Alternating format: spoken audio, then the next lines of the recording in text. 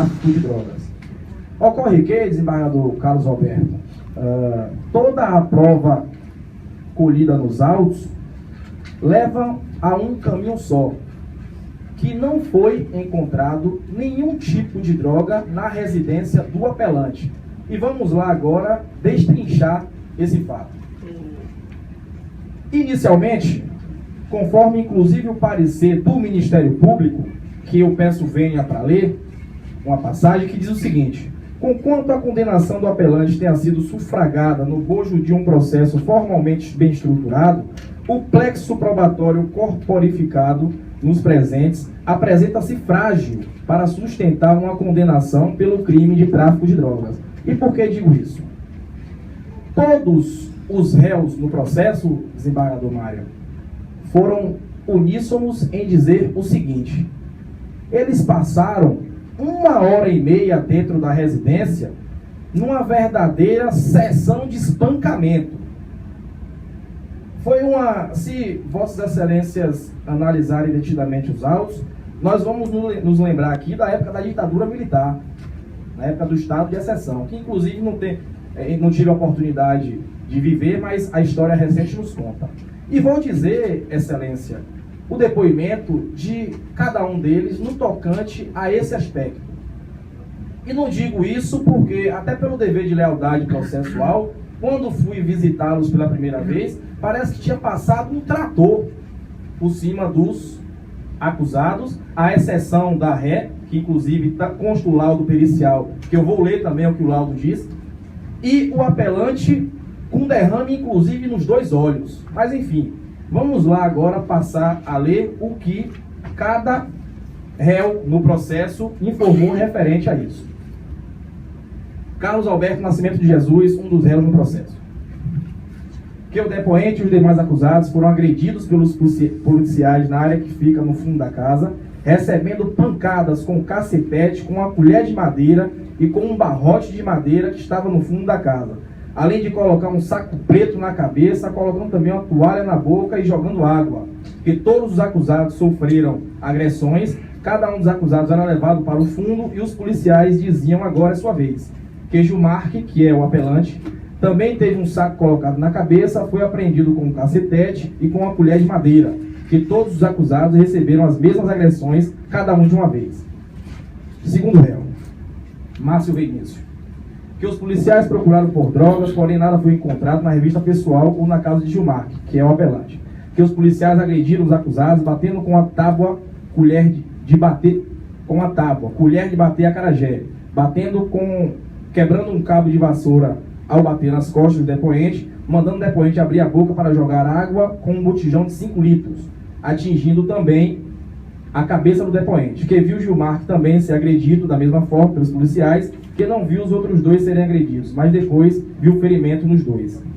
Terceiro réu, Robson Teixeira Santana. Que os policiais permaneceram na casa de Gilmar, que é o apelante, entre 1h30 a 2 horas, mas nada de ilícito foi encontrado. Que os policiais agrediram o depoente e os demais acusados, à exceção de Alessandra. Alessandra é uma das réis no processo. É um dos réus. Para que dissessem onde havia drogas, porém droga nenhuma havia. Que os policiais permaneceram dentro da casa e outros 2 foram para a rua e voltaram com um saco dizendo que nele continha drogas. Vamos para o próximo réu.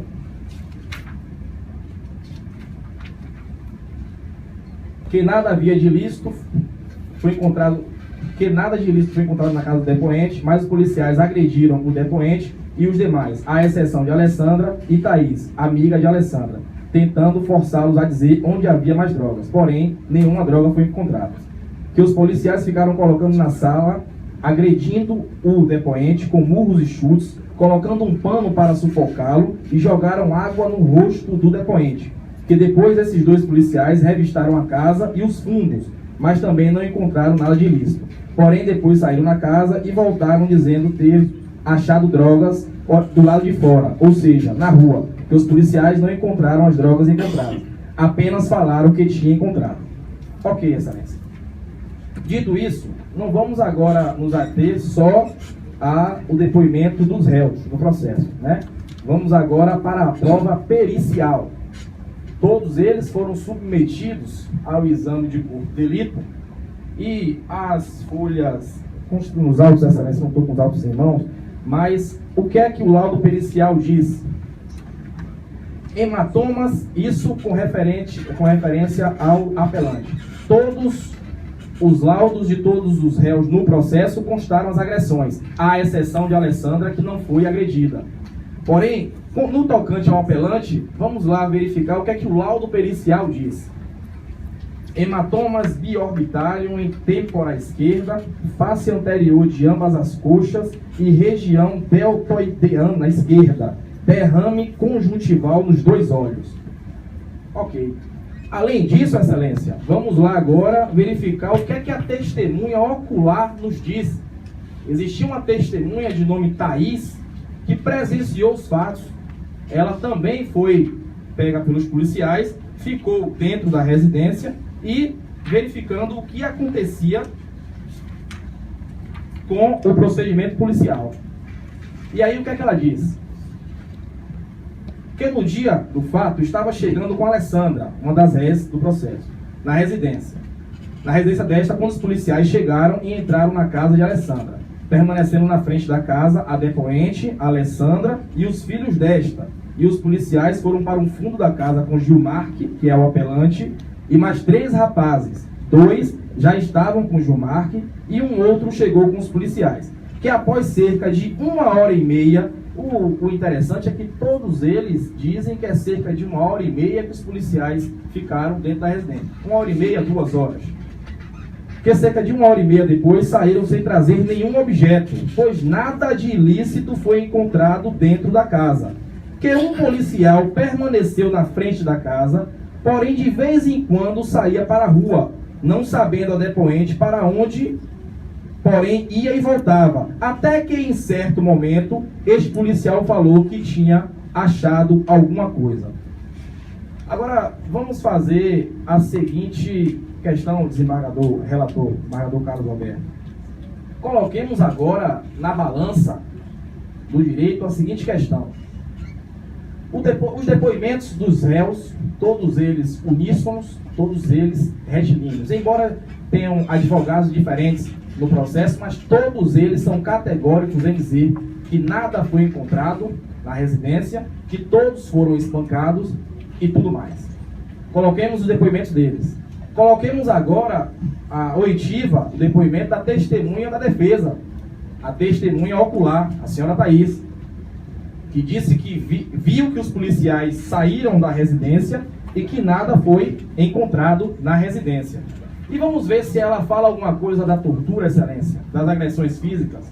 O que é que a testemunha da defesa diz? Que todos os acusados, exceto a Alessandra, foram agredidos pelos policiais, pois gritavam.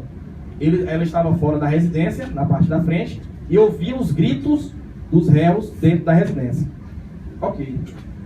Voltemos, coloquemos na balança. Depoimento dos réus, depoimento da testemunha da defesa, que presenciou os fatos, e o laudo pericial, confirmando tudo o que foi dito no processo, confirmando todas as agressões físicas.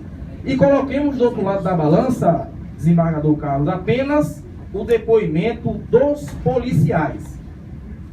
Depoimentos esses completamente contaminados, que caem em descrédito por conta das comprovadas agressões que foram feitas. Então, é necessário, inclusive, ressaltar o parecer da Procuradoria de Justiça, da lavra da eminente procuradora Maria Eugênia de Vasconcelos, no que diz respeito ao seguinte: ela